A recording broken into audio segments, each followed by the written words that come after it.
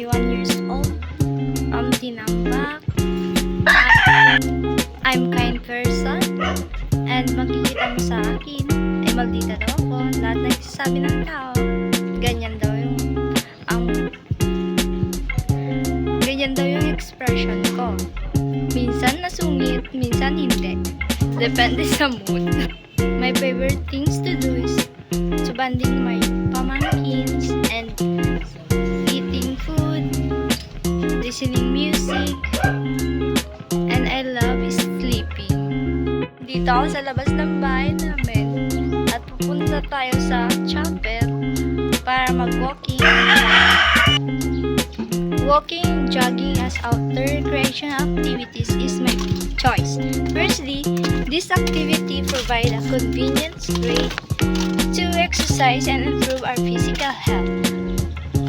These are accessible to most individuals requiring minimal equipment and can be done anywhere, making it an attractive option for people looking to stay active.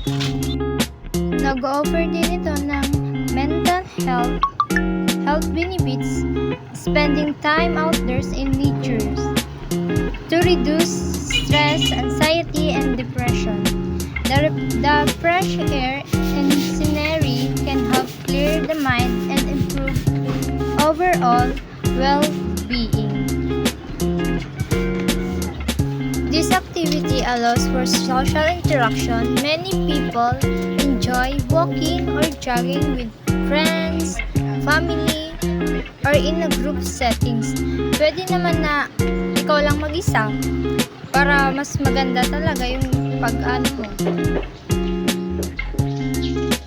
Ma-achieve mo rin dito yung personal fitness goals such as increasing endurance or completing a certain distance can boost self-esteem and confidence. Malapit na tayo sa pupunta natin na chapel dito sa barangay namin. Andito na tayo sa chapel namin at dito makikita yung simbahan ng tinamba. Here are some of benefits for jogging: improves cardiovascular health, weight management, enhance muscular strength and endurance, boosts mental para malakas yung bones at enhance